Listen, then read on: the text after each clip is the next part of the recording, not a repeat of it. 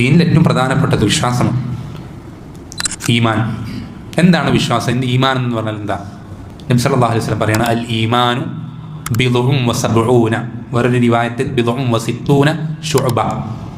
ഈമാനിന് 70 പരം, അല്ലെങ്കിൽ മറ്റൊരു ഹദീസിലുള്ളതുപോലെ 60 പരം ഭാഗങ്ങളുണ്ട്. അതിലേറ്റവും ഇമ്പോർട്ടൻ്റ് ആയിട്ട് ഏറ്റവും പ്രധാനപ്പെട്ട ഭാഗം ഏതാ? ലാ ഇലാഹ ഇല്ലല്ലാഹ് എന്ന് പറയലാണ്. ശ്രദ്ധിക്കണം, ഈമാനിനെ പറ്റി പഠിപ്പിച്ചു തരുമ്പോൾ അള്ളാഹുവിൻ്റെ റസൂൽ സല്ലല്ലാഹു അലൈഹി വസല്ലമ സംസാരത്തിന് ഈമാനിലാണ് എണ്ണിയത്. എന്ന് വെച്ചാൽ സംസാരം ഈമാനിൽപ്പെട്ടതാണ്. പിന്നെ പറയുന്നത് എന്താ? വ അദ്നാഹ ഇമാതത്തുൽ അദാ അനി ത്വരീഖ്. അതിലേറ്റവും ഇമ്പോർട്ടൻസ് കുറഞ്ഞ കാര്യം ഏതാ? ഭാഗം ഏതാ? വഴിയിൽ നിന്നും ഉപദ്രവം നീക്കുക എന്നുള്ളതാണ്. വഴിയിൽ നിന്ന് ഉപദ്രവം നീക്കുക എങ്ങനെയാണ്? നമ്മുടെ അവയവങ്ങൾ കൊണ്ടാണ്. അപ്പോൾ അവയവങ്ങൾ കൊണ്ട് ചെയ്യുന്ന പ്രവർത്തനവും അള്ളാഹുവിൻ്റെ റസൂൽ സല്ലല്ലാഹു അലൈഹി വസല്ലമ ഈമാനിൻ്റെ ഭാഗമായിട്ട് എണ്ണിയത്. അപ്പം നമ്മളിൽ പല ആളുകളും കരുതുന്നത് പോലെ ഹൃദയത്തിനകത്തുള്ളത് മാത്രമല്ല ഈമാൻ.